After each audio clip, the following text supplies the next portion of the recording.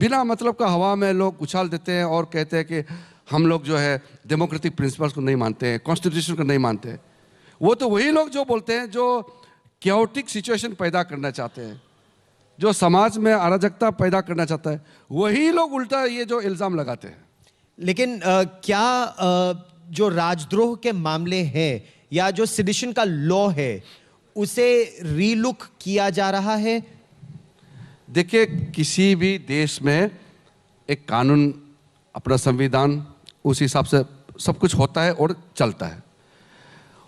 वो परिस्थिति के हिसाब से अपना अपना कानून बनाते हैं। अब आप किसी देश में सेडिशन लॉ का कोई प्रोविजन नहीं है, अब उसको लेकर के इंडिया में ठोपेगा कि इंडिया में भी नहीं होना चाहिए। हर देश का अपना पैमाना होते हैं, हर देश का अपना इतिहास, अपना लेगेसी होते हैं, अपना परिस्थिति होते हैं। तो भारत देश इतना बड़ा और इतना प्राचीन देश है, इस देश के साथ किसी और देश का साथ तुलना नहीं करना चाहिए।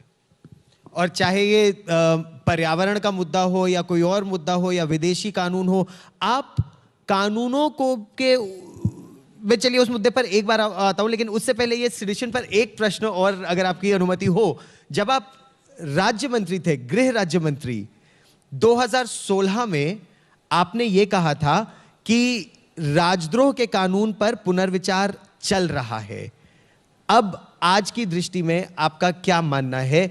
इस पर पुनर्विचार होना चाहिए, इस तरह का कानून होना चाहिए या नहीं होना चाहिए? मुझे याद है वो राज्यसभा में क्वेश्चन आए थे और उस समय हमने कमिटमेंट दिया था पार्लियामेंट को कि जो सेडिशन का जो प्रोविजन है वो और भी स्पेसिफिक और वेल डिफाइंड होना चाहिए, ऐसा उस समय मानना था। और उस समय हमने इस बात को कही थी और वो सरकार का मानना था, तो मैंने कहा। लेकिन इस पे आज मैं, क्योंकि मैं होम मिनिस्टर नहीं हूँ, तो इस विषय को मैं यहाँ आपका, चाहे वो मीडिया हो, मीडिया ही क्यों ना हो, फिर भी मैं नहीं कह सकता हूँ अभी।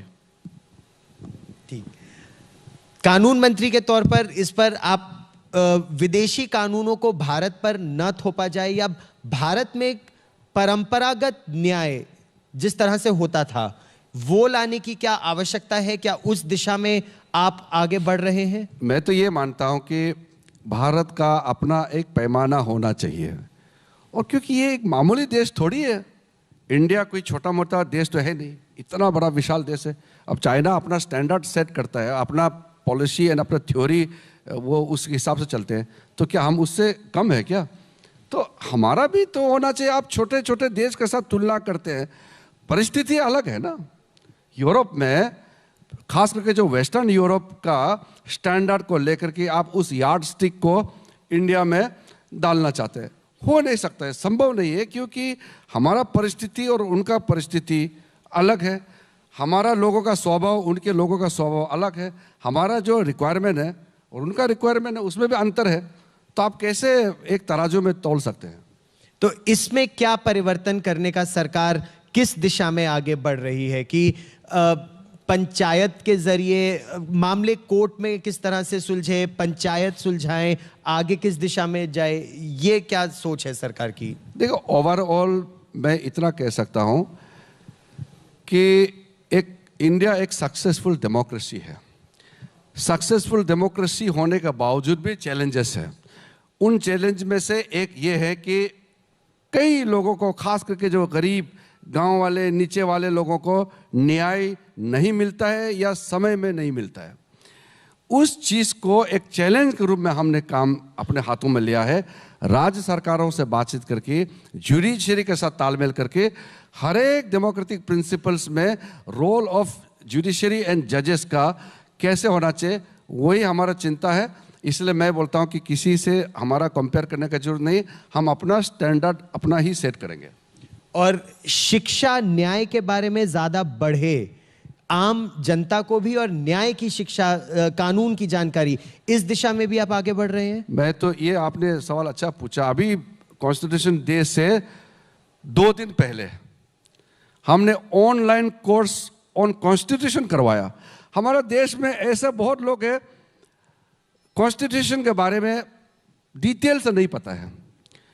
जैसे आपको मालूम है ना, ignorance of law is not an excuse. आप ये नहीं कह सकते ना कि मुझे कानून मालूम नहीं इसलिए मुझे माफ कर दो। संविधान के जितने भी जो व्यवस्था बनाए हुए हैं, बेसिक अंडरस्टैंडिंग तो होना चाहिए ना हर एक नागरिक को। कोई ऐसा सिस्टम नहीं था, तो हमने एक नालसर के साथ मिलकर के ऑनलाइन कोर्स शुरू किया है और मैं अपडेट ले रहा हूँ डेली, और मुझे बहुत एनकरेजिंग रिपोर्ट्स मिल रहे हैं। कई हजारों लोग अभी इस ऑनलाइन कोर्स का लाभ उठा रहे हैं। आप भी आज तक वाले, आप लोग भी अगर कॉन्स्टिट्यूशन में कोर्स लेना है शॉर्टकट 5 दिन 10 दिन, आप भी हमारे लॉ एंड जस्टिस डिपार्टमेंट ने जो शुरुआत किया है, आप भी ऑनलाइन कोर्स ले सकते हैं। नहीं, बिल्कुल बिल्कुल लेंगे। कुछ मेरे सहयोगी हैं, वो भी आपसे प्रश्न पूछना चाहते हैं। उनसे भी हम वो संजय के पास भी आएंगे, अनीशा के पास भी आएंगे, लेकिन उससे पहले एक प्रश्न अगर मैं आपसे ये पूछना चाहूँ कि आप जब आप स्पोर्ट्स मिनिस्टर थे, तो स्पोर्ट्स मिनिस्टर के तौर पर बड़े जबरदस्त तरीके से स्पोर्ट्स मैन और वुमेन आपके पास आया करते थे और आप उनकी हर समस्या का समाधान तलाशने का प्रयास करते थे ऑन द स्पॉट। क्या इस समय